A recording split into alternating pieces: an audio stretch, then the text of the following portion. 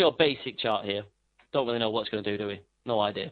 So if I then put a template on this, let's do this actually. So I was going to show you what the light is, then I will put the indicator on. Okay, and this gives you the rules. So the rules I talked about, on Fibonacci, again, all pivot around that 50% line.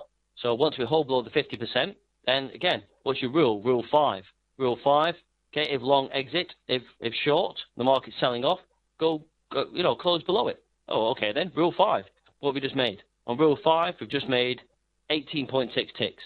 It's now going to go down. Where's it going to go to? Well, continue to the rules. If it closes below rule 6, rule 7, we're going to make 47.9 ticks, okay, on silver. Just by, again, identifying on the hourly chart that 50% line. So it's probably going to do it while we're watching. So you could have sold at the 50% line, could have sold at the rule 5, rule 6, rule 7, who knows? But there we go. Again, that's just as simplistic as I can make trading. I put up a random example and look how the lines are working. Yeah? Support, resistance. Support, resistance.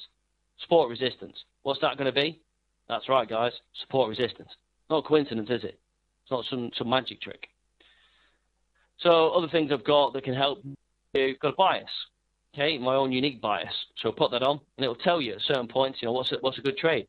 So say no potential trades now, but we're getting to lower the range, got potential buy. So your potential buy, rule 7.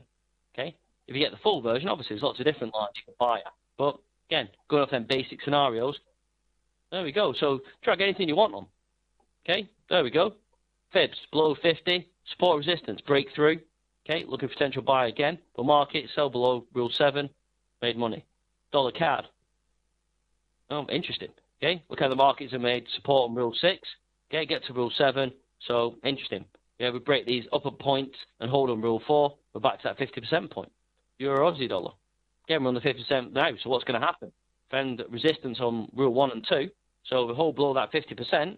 Yeah, saying that we've got no trade right now. But if the market then holds below that 50%, look at all these different lines we're going to get to on the way down. Okay, put it on any chart. Doesn't matter what it is. Okay, these lines always generally work. It's any products we like to go through, guys. Let me just have a look what's happening in the indices. I made a good call on, what was it? Looking for a breakout of the euro and the pound. Let's just go and look at euro pound. So euro pound, I'll show you why I did this. Let's just go on a blank chart. Blank chart, but again, use your basic charting. So dailies, very nice. Trend channel. Okay, so trend channel, what we're looking for is this to hold or break. Okay, it doesn't matter like this. It don't have to be perfect. Look how it's acted. Support resistance is still valid. So that, what we do, drag that into the hourlies. Okay, so there we go. So I said from this point, euro is going to strengthen. But again, I'm negative and very, very bearish the euro. So I think from this point it might be a good sell. But then what do you want to do? Put your charts on. It all ties in. Ties in with my fibs. Okay, so above the 50. So this is the pivot point. Close below 0.79314, then the market's going to get back down to these ranges. Yeah, that's how you trade. That is how you trade. It's as easy as that, guys. Okay. Support and resistance again is based around the higher time frame. So again, it's a clever combination of higher time frame support and resistance with intraday support and resistance. So the fibs will generally only work on the hourly and below. So the fibs will recalculate depending on the time frame. But then we don't see any fibs on the daily because I don't believe that for intraday trading that's where we need to be. So fibs, the lines are all together, but these lines, like the daily support and resistance, will show on every chart because they're still relevant. The minute chart, still has a daily support and resistance point of attraction here. So it's a combination, of all different things, all different time frames, and it's a combination that works. Again, you see these lines. I'll show them the 15-minute a bit better. These lines are volume-based pivot points. So resistance 1, resistance 2. So again, they're more for your, your intraday targets. You can use your upper and lower levels, but it might take might take more than a day for this market to get down to, these lower fib levels. So use these smaller intraday points as targets or confirming indicators.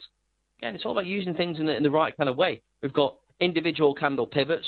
We've got hourly Fibonacci based principles, and then higher time frame levels. All them things together with the Bollinger Bands, I don't know of a better way to trade. You could potentially put a moving average on, but It's not going to tell you anything the Bollinger Bands want. So look, we're looking for now in the euro versus the pound. Whole below is 50%. These are your targets: 0.9318, 0.9280, and below.